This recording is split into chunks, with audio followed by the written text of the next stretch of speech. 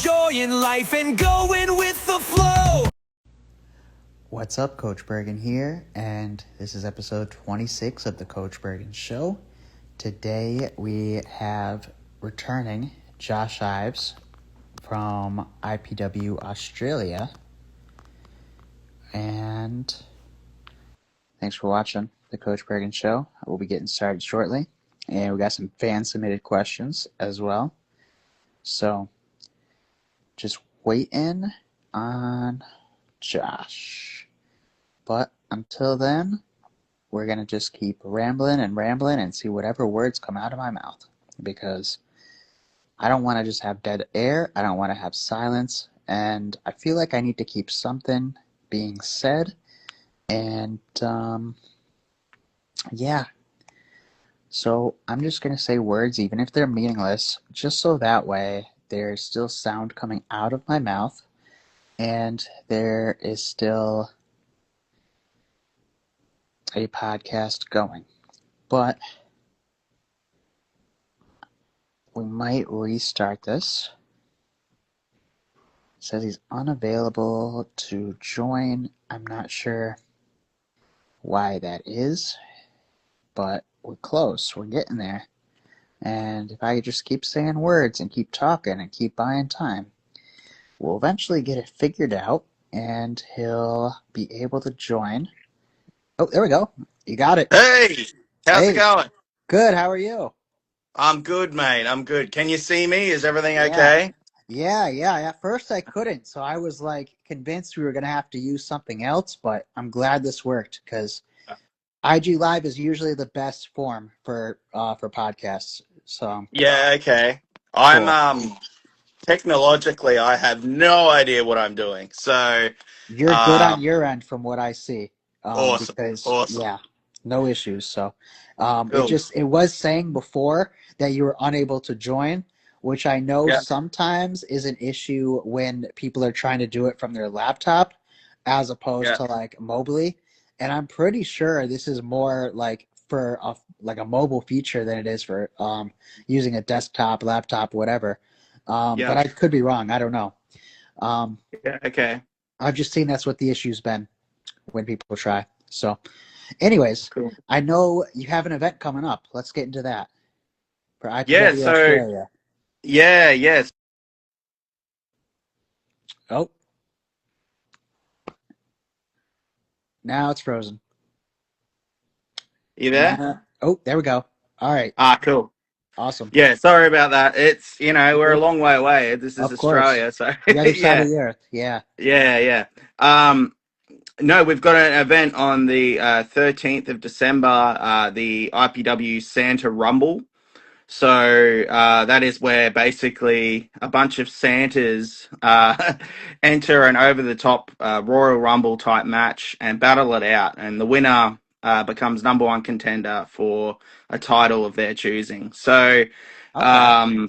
yeah, it's a big deal, sort of a match. It's always been, I guess, a draw for our audience. Like it's always been like plenty of people turn up to watch the Santa Rumble. So it's going to be a big night. Also, it's at our a new venue that we've started working with, Mansfield Tavern. So we're very excited to be working with them. So yeah, well, it's going to be an interesting night. Awesome. Let's get into that Santa Rumble a little bit more because that Yep. definitely intrigues me. How long ago did you start that? I would say it's almost 15, oh, yeah, about 15 years old now. So there's Oh, been wow. about 15 of them.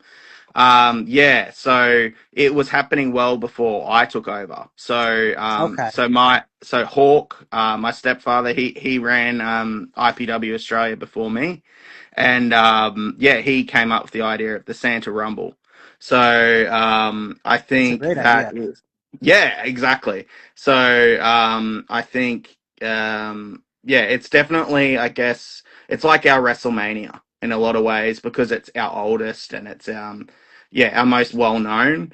Okay. So yeah, it definitely doesn't get treated lightly. It's a big deal. Awesome. Awesome. So, what brought the idea about? What created that idea of a Santa Royal Rumble? I think, look, we're very much a family friendly event. Yes, we wrestlers plenty of the time go overboard with the family friendly and sometimes throw that out the window. But in terms of IPW, we are definitely a family friendly focused event. So yeah, the Santa Rumble was, we loved doing rumbles. It used to be called we used to have a beach riot rumble. We do that every summer, Okay. and what that would be like people would come out with weapons into a rumble and hit each other and all that. And this is very what do you call it? Very chaotic. And so there was debris everywhere, and weapons everywhere, and it was very chaotic. And it was, I guess, getting to the point where it wasn't really family friendly, and it also, there's not as big of a market for it as there is, like, everyone knows Santa. Right. So like, let's do a Santa Rumble. Wouldn't that be hilarious? Get a bunch of guys in there in Santa outfits. And look, really, the only rule of the match is, like, you've got to at least have a Santa hat. So most people, they just wear the Santa hat. They don't do the full caboodle. Okay. Um, yeah, but there's usually some Santa, what we call spots. So, like, one year I came out with an elf on my shoulder, and it was just like some little guy on my shoulders, and he came out, and I catapulted him out of the ring. Or Nice. there was another time we did a rumble, and there was a big thick board, and we glued baubles onto it, Christmas baubles. Okay. And yeah, and then a big Samoan dude called Toa. He's our champion at the moment. He scooped me up and gave me a big spine buster on the baubles. Oh. And usually, like, spine buster is like one of my favorite bumps because I used to be able to jump really high for it, and it makes a big noise. But I'm older now, and when I took that, it was pretty brutal, and I didn't expect to have pieces of the bauble like in my back, but I did. So yeah, it was a pretty gnarly bump. But anyway, it's all sorts of Christmas shenanigans happen. And yeah, we still kind of venture to the hardcore of, like, what the old Beach Riot rumbles were. But yeah, that's just a little bit of a taste of what it used to be like. Okay. So it used to be the Beach Riot, Rumble thing. Similar. It sounds similar to like what you would see at ECW, and Yeah, yeah, and then the Christmas version became more of a tamed down, family friendly version of yeah. it. That's more around Christmas time because it makes more sense to do around. Yeah, Okay. it's more marketable to families, and that's what we want to cater to, because we're a family business. Hmm. These guys are my family. They've been with me through every bloody hurdle that I've gone through. They've been behind me. So, yeah, we do cater to families. So, that's just how it works with us. It's yeah, we're a strong clan together. Awesome. I love it. Yeah. So, do you have any um let's see. So what other matches are going to be at this event, or is it just the Rumble? No. So there's one match that will be announced tonight. So this is breaking news. The women's championship match will be announced tonight. I'm not going to reveal what it is, Okay. but yeah, it will be announced on our Facebook and Instagram. All right, so And we got then to make sure to follow you. yeah, cheers. So Yeah. then we've announced that CJ is taking on a guy called Rip Riley, and they have a lot of what's the word, animosity for each other. Rip Riley actually injured CJ's neck quite severely. I think it was 2 years ago, and dropped him, like, on the hard solid floor Ooh. with a pile driver. So it was pretty brutal. So CJ, I know, is definitely looking for some revenge. He's been training. So that those two when they go head to head. I don't know if it will be well contained. That's for sure. It could break into the no rules sort of category. I think, but at the rate that they're going, anyway. Okay. Um, then we've got Jesse Love challenging for the IPW Heavyweight Championship. There's some look Jesse is basically calling himself the victim, and basically he thinks that he's justified in coming for that heavyweight title. We'll see. I guess he'll have to earn it, but yeah, that's what's happening at the Santa Rumble. Okay. That sounds Yeah, like a lot of exciting storylines that are all yeah. coming together. And so is this the last event of the year that you're doing? Yeah, yeah, last event of the year, and it's been a heck of a year. And like we just did a 2 night lucha wrestling show for Dreamworld. Dreamworld's like a theme park over here on the Gold Okay. Coast. Kind Yeah, of like so we did it. Six Flags to us, I imagine. Yeah, exactly. And yeah, so we love Dreamworld. Dreamworld is our home. It's where we're mainly based. But yeah, we did a show for them and it was out in the rain and it was crazy. It was really hectic. But you know, it was really cool cuz so many fans, like some real loyal diehard fans braved all these storms and wet weather. Like the storms we've been getting have been crazy here. So, like we had one last night and it was like an electrical storm. It was ridiculous. Okay. Um, Like a lot of yeah, thunder? yeah. Australian, like Queensland is known for like thunderstorms and Okay. it was crazy. So like debris everywhere. Oh, So wow. Like strong winds and everything too. yeah. Okay. Oh, yeah, ridiculous. But yeah, you know, fans last a few weekends ago all turned up still, and you know, to support us, which is really nice. So you know, we've had a really challenging year in terms of like different venues and different shows, and trying to, I guess, adapt to our environment here in Australia because like Australian wrestling's really taking off. And so I guess we're all kind of capitalizing on that and trying to put on the best shows. And yeah, Of course, that's all you can do. yeah. Um, so what were some of the exciting matches that you had at that recent event at Dreamworld?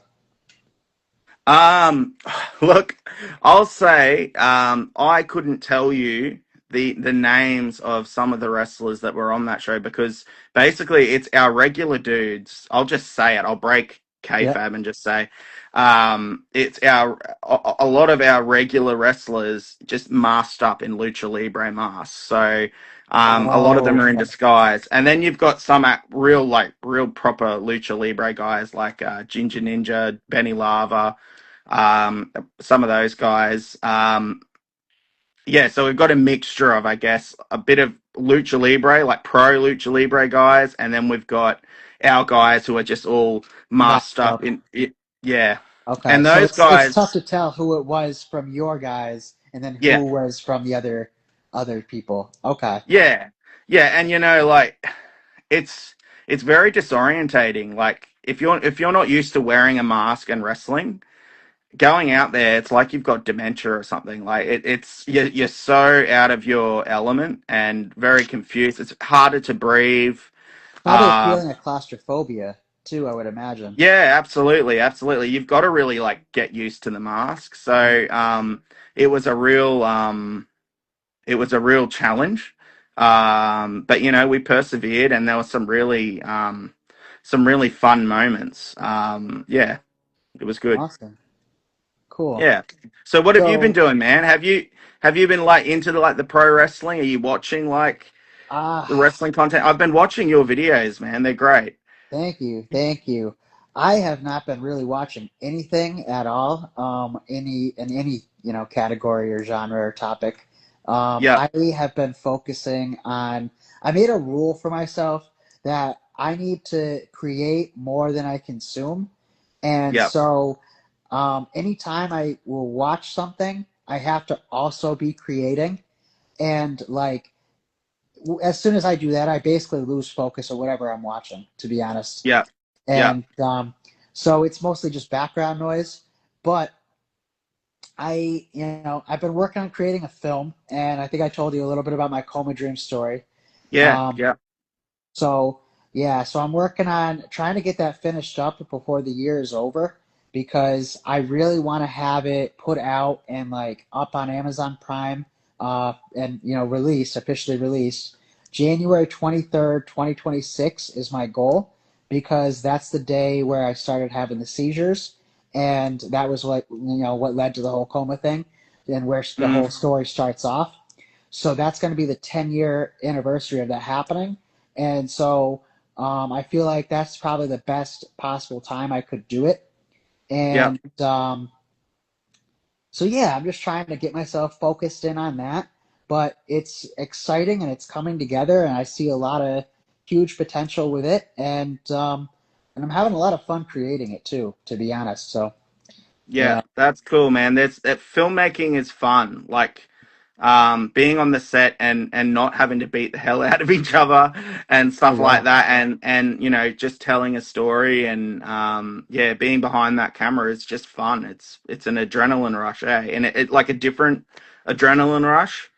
Yeah. Yeah, I definitely like filming like that too and creating stuff, as far as that goes. But the Mm. way I'm doing this film is actually all animation and cartoon. So it's Oh, my nice. story being told by my cartoon characters from Jiu-Jitsu Monkey and Friends. Yep. And so the coach character, is me.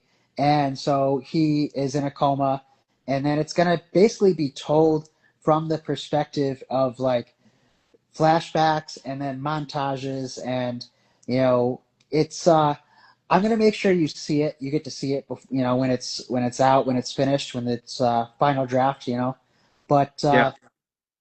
it's coming together, and I'm gonna probably change some stuff up a little bit because I was doing some analysis on it last night, and even though it's about my character, I have almost the least amount of lines out of all the main characters because I'm in a Yep. coma the whole time. So Yeah. Well. it's like, I don't know why it took me this long to realize that, but Yeah. because it wasn't really my focus, I guess. My focus was more so on getting everybody else their lines so that way they Yeah. could do them.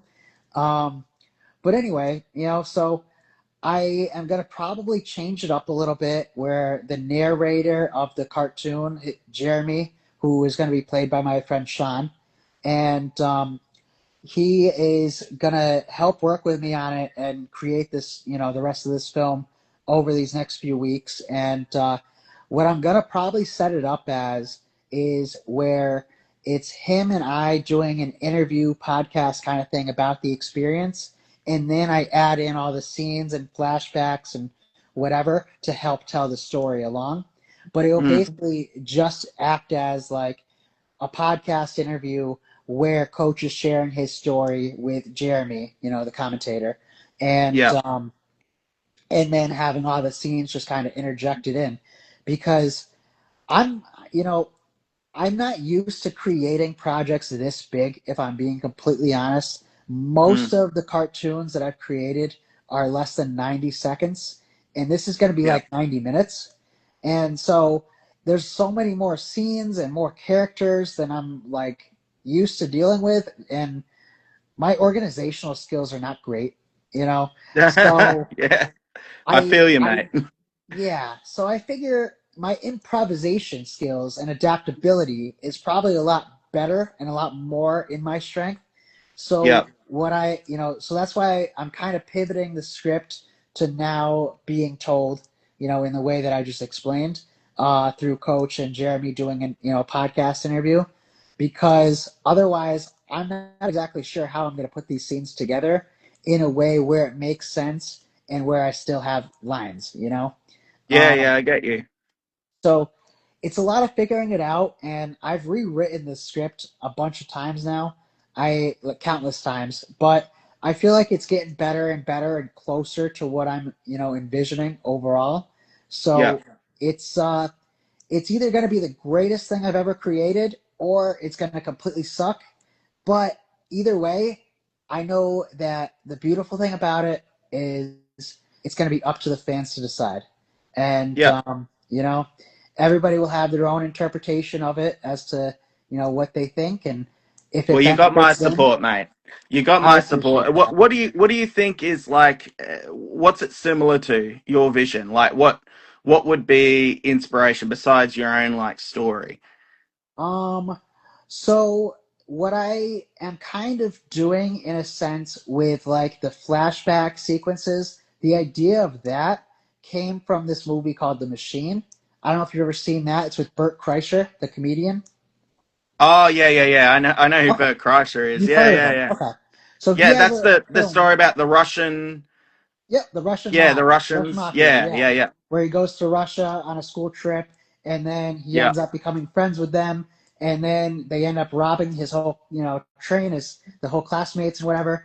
Um, but anyway, so he created a film about that story where his original story is now told as a flashback, and the story that it's like playing out is he now has to go back to Russia to go find a pocket watch that he had stolen 20 years ago, and then he goes with his father, and they go and try to find it and whatever, and meet all these people, and yeah, it's exciting, it's fun. But when he's going through that adventure of trying to find the pocket watch, he's telling more and more of the original story, and I saw so much potential with that for what I'm doing that I yeah, wanted to try to replicate that, and this just seemed like the best way. Um, but as far as like what it's most like, I don't really know what other film to really compare it to or say I'm taking inspiration from. yeah. Um, but I've explained the story to people before, and they compared it to this movie called The Big Sick, and I don't really remember that, but Oh yeah, yeah, yeah. I've it seen that was movie. Yep. about a guy's girlfriend being sick or something, Yeah. and so I don't know, but yeah, it's all gonna kind of just figure itself out along the way, is what I'm Yeah, thinking. yeah, yeah. And, yeah. Wrestling is the same. You draw inspiration from things like, I know, bloody my character, is I took inspiration from like Chris Farley Oh, and okay.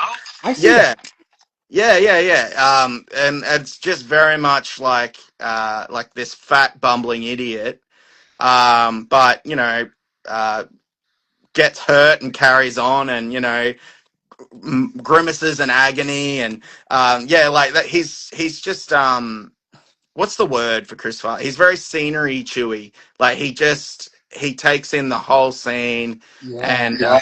and steals your attention. And I like that. And so being that sort of like bumbling idiot is what kind of got me thinking to have that sort of a character. Yeah, because Chris Farley, man, I miss Chris Oh Farley. yeah. Like he's in the '90s, man. He was king. He was so Yeah. good. Yeah. But Black Sheep yeah, is one of the most underrated films. I know no one Yeah. talks about that. Like Tommy Yeah. Boy obviously is better, but Right. Black Sheep is so underrated. Like when he falls Yeah. down the hill, Yeah. like it's the funniest scene. Yeah, yeah. I'm glad you said that. Actually, I've never heard anyone else mention Black Sheep. It's Yeah. always I Tommy just Boy. watched it Yeah. the other night, so I Oh right. Okay. rewatched it, because I've Yeah, seen it yeah, yeah. before. But yeah, and it's always funny to me how when he goes up on stage and they think he's his brother, and then they're like, "Oh yeah, he's running for governor," and then the other guy's like, "No, he's not governor, he's running for governor, or whatever," Yeah. and I know I just completely misquoted, but either way, and they think that he's his brother, and then they put him up on stage, and he's trying to just speak, and he does such a good job right until the end, and then it all Oh falls yeah. apart. You know, Yeah. Yeah. but And he was the voice of Shrek before they filmed Shrek. really, Yeah, they no recorded idea. it and everything. Yeah, yeah, yeah. And then he passed away, unfortunately, and so they had to re-record it with Mike Myers. Okay. But like, would have been a completely different movie if it was Farley. Like, Oh yeah. um, yeah, it's just crazy. He's an absolute gem of a comedian. But Oh yeah. yeah, seeing him as a kid and yeah, it resonated with me, and I'm like, okay, I'm gonna have a wrestling character like this because I was given a gimmick. It was like RIP. I didn't want to do it. I was supposed to be this grave digger, very like Undertaker, but more Okay. of like a dumb giant sort of a character. And So similar to I, like a Big Show type of figure, right? Because yeah, he was yeah, and kind of portrayed as an idiot for a while. yeah, he was, yeah, when he was the giant and stuff like Yeah. that, yeah. But I just didn't, I didn't enjoy it. But at Mm. the same time, when the old man, my stepfather Hawk, when he'd say, "You've got to do something, you've got to do it," and even when he gave me permission to change my name after I just wasn't enjoying it, I still said, "No, this is what you gave me. I'm going to stick at it." But I just changed it a little bit. Well, like introducing a lot of comedy to it, putting in some new moves to kind of make it look a bit more chaotic. And I organize like spots where I just fuck up. I just screw everything up, and Yeah. and that's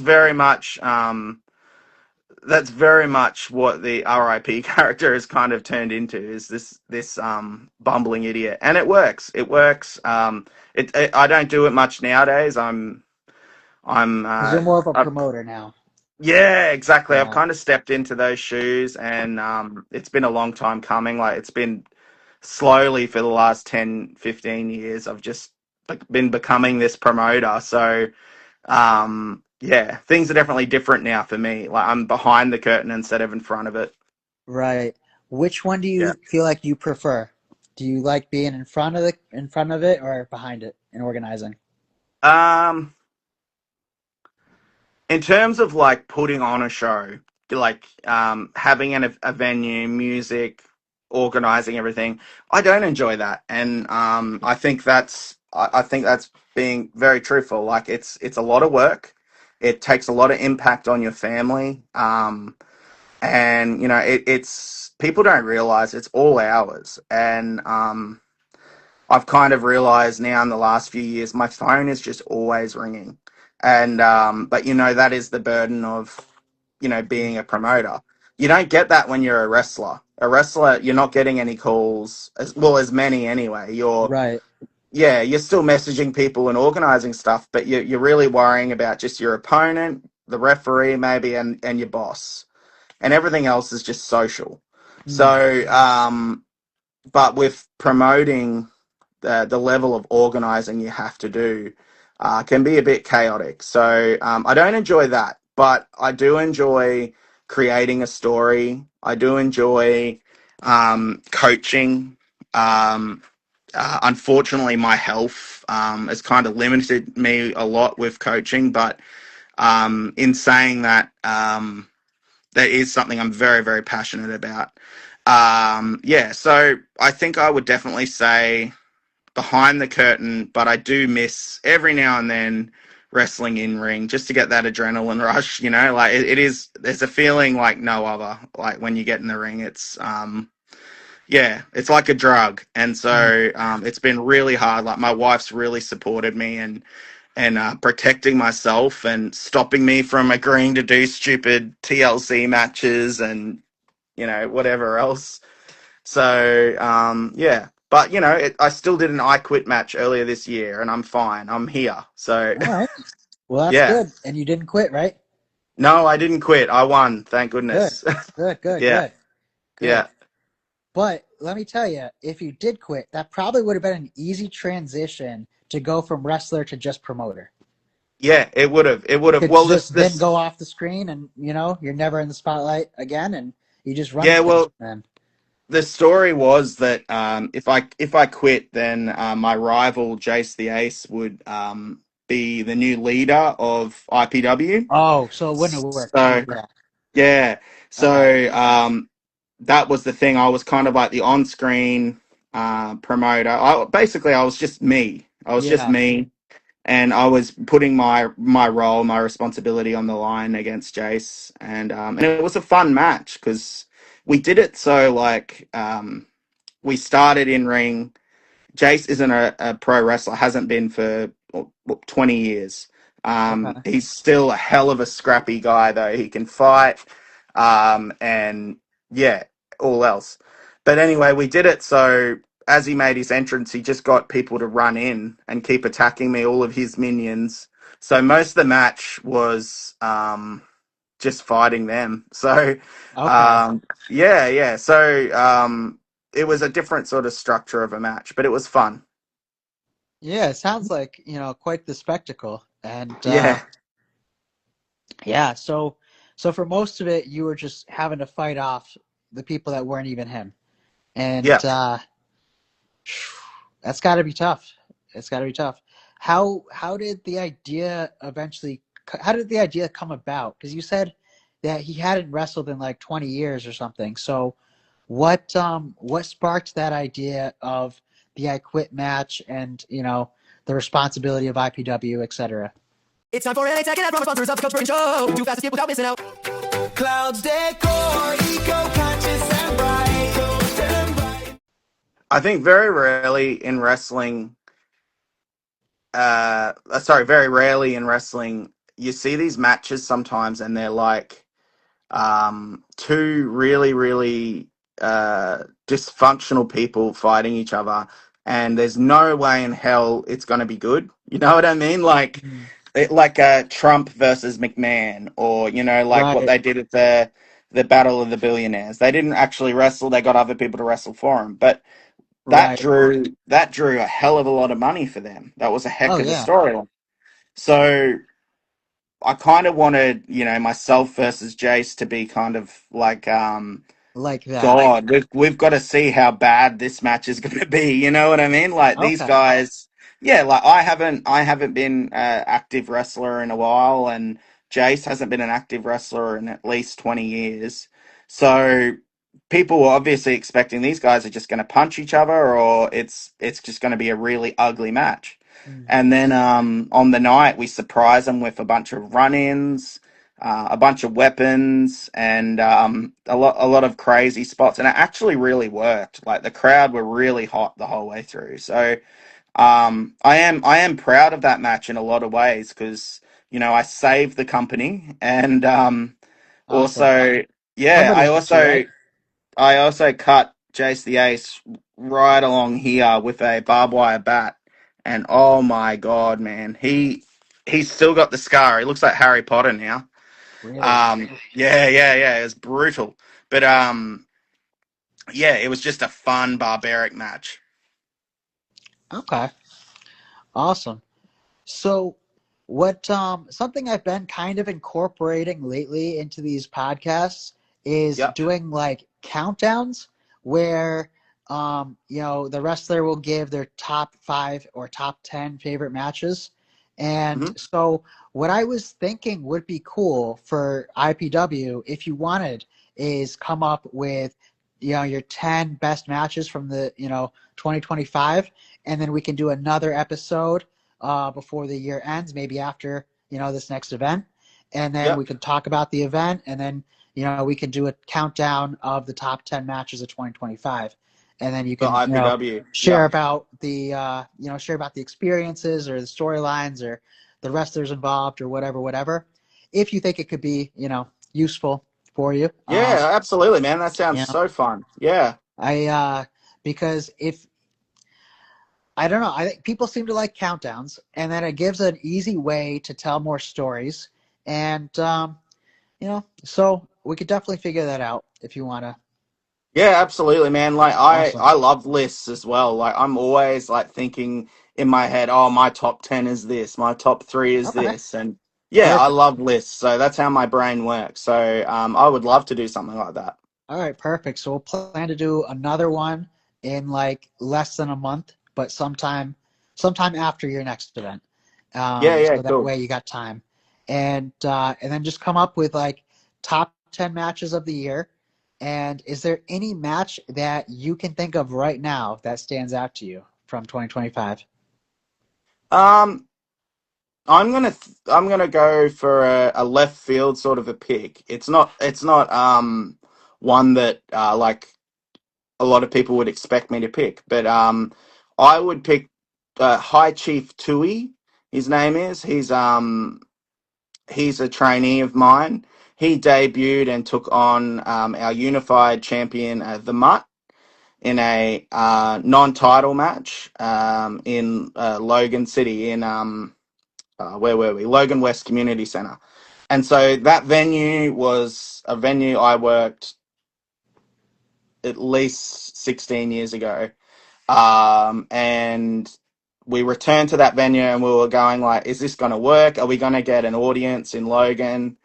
Um, we really want to give High Chief Tui this audience because this is his hometown. He's got a lot of people from his church coming. We want to make this a real spectacle. So he's And a face, I imagine, right? oh yeah, he Okay. huge face, huge face. So he takes a lot of pride in his heritage, and so he's of Samoan heritage. So he came out, and the atmosphere with his music and everything was just incredible. And to see him come out and really engage with the audience, and all these members of his church that were there, and then also just general fans who were captivated by him, like they had no idea who he was. It's his first match, and he went out there and he just tore the house down. The mutt is very much like a Shawn Michaels sort of a wrestler. He gets thrown around a lot, but he's so resourceful as well. So the Okay. Mutt is a hell of a wrestler. So he got beaten up and thrown around the ring the whole time by Chief. He put up a good fight, but Chief ended up taking the win. And to beat a champion on your debut match is a hell of a feat. Oh And yeah. I was just so happy for him. So happy for him. Yeah, that probably meant the world to him too, to be able to Yeah. have that experience. Oh yeah, And he was speechless backstage, man. He was speechless, and I just told him to sit down, relax, and take it all in because when you have your first match, it's very much an out of body experience, and time goes so fast, and um, it's all like a blur, and so you really want to sit down and take it all in. And yeah, that's what he did. And I hope it's an important of a moment for him as it was for me because I was very, very proud of him. and the fans probably loved it too, I would imagine, especially if they like knew him personally and had that connection already. Um, Yeah. Even if only a percentage of them did, I feel like that would be enough to like spread the energy, you know? Yeah. Oh, yeah. The atmosphere was huge, and people were very much like clapping along to his music and everything. Like every little thing that he did, they were behind him. So and that to me is a perfect baby face. So, yeah, it's great. Awesome. So, is there any other match from 2025 that comes to your mind that's a worth? Oh look, there's let's go. We've got Alex Lee versus Billy Mack 2. That's a really good one. Like we did a card where yeah, they had a rematch and it was excellent. It was a real like it was such a big show. This was in I think it was October, and it was a fully booked show. So many big matches, and those two girls just went out there and no pressure at all. They were relaxed and they went out there and ended up having like a barn burner of a match. It was very impressive. So I'm very proud to see women wrestlers now hanging with the guys, and they're where they should be. They should be right with the guys. They should be headlining. They should be main eventing. So to see those girls put on that quality of a match was great. And then we had Nikki Van Blair from Sydney. She flew over to take on Eugenie, and again, that was a heck of a match that we had at a show called London Calling. London Calling was it featured former WWE superstar Paul London. Okay. So yeah, so he So is came that why out. it was called London Calling? Yeah, yeah, that was my idea. I'm really proud Nice. of I like that. it. I like it. Yeah, yeah, yeah. So he was part of the show, and he took on Chad Atlas. And again, I was super proud of Chad. So for being able to hang with someone from who who cut their teeth in WWE. Like that's pretty cool. Oh yeah, for sure. Because he Yeah, was there for quite a few years, if I remember. He wasn't yeah, always a yeah, big name, but I remember he had some, some notable storylines for sure. Like, yeah. He's a good friend of mine. He was tag champ for like a year. So okay, yeah, and he's just he's just the best dude. Like he's probably one of the best people I've ever met in wrestling, and he's also, it's very rare in wrestling that you see someone who has the exact same mentality as you in terms of how wrestling should be, what you should be doing, and how to structure a match and stuff like that. And Paul and I guess, um, think the same in that regard. And so we're always talking and comparing things and learning off each other. And he's just been a great learning tree for me because he's got that experience. Yeah, he's a great dude. yeah, for sure. And so he's got you just. I'm sorry, there was a lot at once right there. So, Okay, um, my mind's just all right. I got like three different questions. All yeah, right, go for it. so what have you ever wrestled with Paul London? Have you ever wrestled No, him directly, you against him? no. I've never wrestled Paul London. I have trained with him, and then he's trained my trainees as well. He's come to my gym and trained there. But yeah, we mostly just hung out, and that's Okay, where we kind of like bounced ideas and just talked. Yeah. gotcha. And then, so for that event that you did with him, he probably acted as not just the wrestler, but also co-promoter, I would imagine, right? In a lot of ways, yeah. I guess not officially. He was very much just he definitely wanted his role as just his match, and he's just a big featured part of the show. But I bounced everything off of him. Every idea I had, I bounced it off of Paul. Like we had a ladder match that show, and I picked his brain about that before the ladder match happened, and stuff like that. Like when you've got people with that experience on your roster, you're stupid if you don't go and talk to them and learn. Because you never stop learning. Like if I'm learning, almost 20 years in, then everyone else should be too. So Right. And I imagine it's always adapting at least a little bit too. So, absolutely. that's why you need to continue learning so you don't fall behind. Yeah, exactly. And Paul's very much like he doesn't bullshit. I hate the Mm. bullshit. I hate the, massaging egos and stuff like that.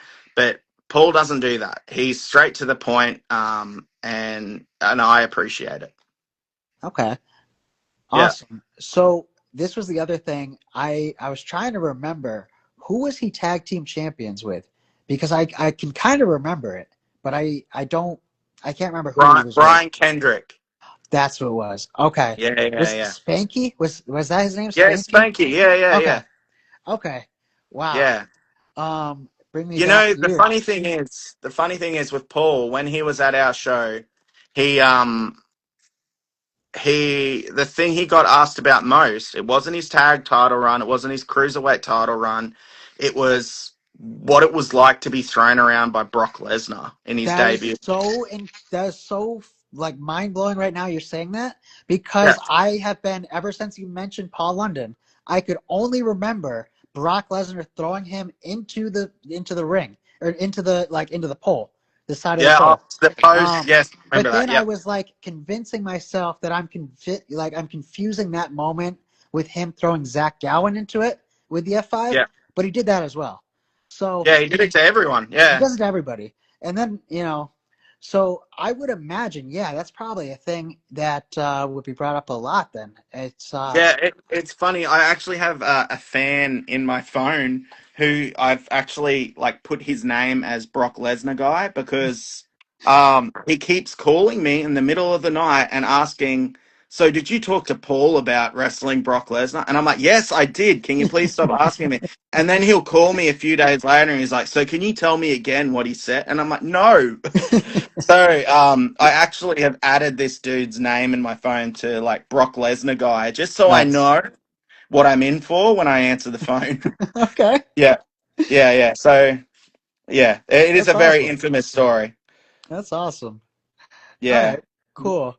So we will definitely do another podcast in like 3-4 weeks or so, Yep. and I will get you some clips from this episode, and then you'll have them to post out before the event. Oh, And you're a legend, brother. oh, of course, of course. I'm happy you were a part of this today. And yeah, and then we'll do another one in 3-4 weeks, and we'll see how the event goes, and we'll do the top 10 countdown as well. Awesome. That sounds great, man. I'm looking forward to it. I Cool. love lists, so that's Yeah, great. I think it'll do great too, and it'll give us lots to cover and lots to be able to share about your promotion as well. Yep. Because if you have the top 10 matches, that's really going to be the most, I guess, the best thing for new fans to see. Yeah, yep. Is the best matches, and Yep. yeah, awesome, cool. So enjoy the rest of your night, and we will be in touch. And thank you again for coming on the show. No worries, brother. I appreciate your time, mate. And yeah, keep up the good work, mate. I'm a big fan of your show.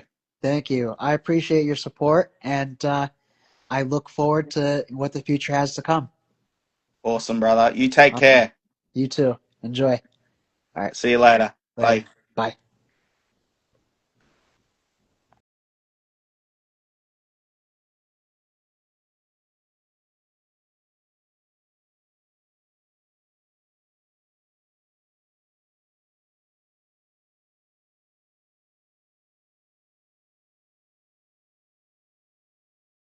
Yeah, this one's real, like real, real. Started with one dude holding a sign.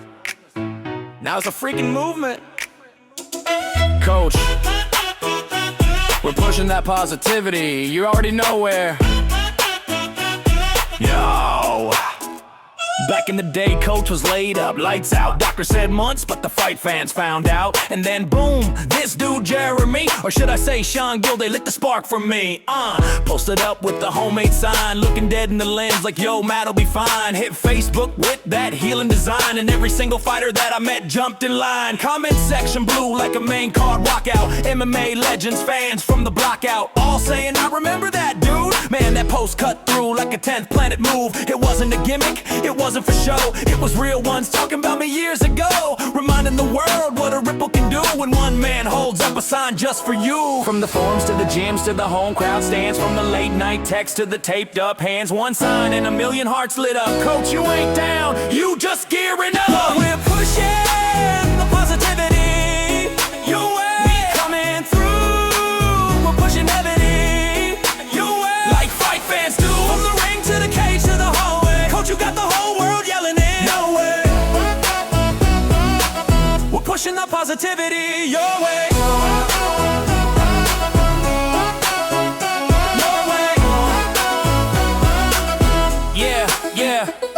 Now we back, and the world's still watching. Got wrestlers, mailmen, and turtles dropping. Construction crews with the vest and boots. Even the janitors like, we love you, dude. Not just Juji, not just Truth, not just Queen Jeezy in her kick-ass boots. Even Panda paused her smoothie quest, said get well, coach, and wear a vest. Portcast fam, barbershop gang, Zumba Llama with the wildest slang. We got cats, delivery bats, even raccoons and aprons got your back.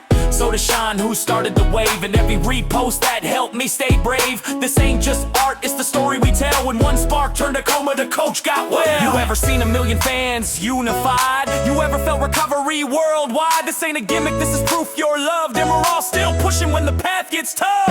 We're pushing the positivity your way. Coach, we got you. We're pushing everything your way. Real ones follow through. Every city, every screen, every handmade sign. We all throwing fists in the air one time. We're pushing the positivity your way. Yeah, your way.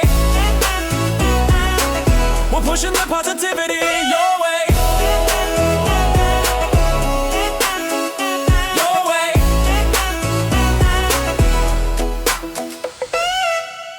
Started with a sign in Sean's hands. Now it's a sea of voices. From cages to kitchens to classrooms to cartoons. Coach ain't just healing, he's leading Drans and O's. We're pushing the positivity your way. Your way. We're pushing the positivity your way. Your way.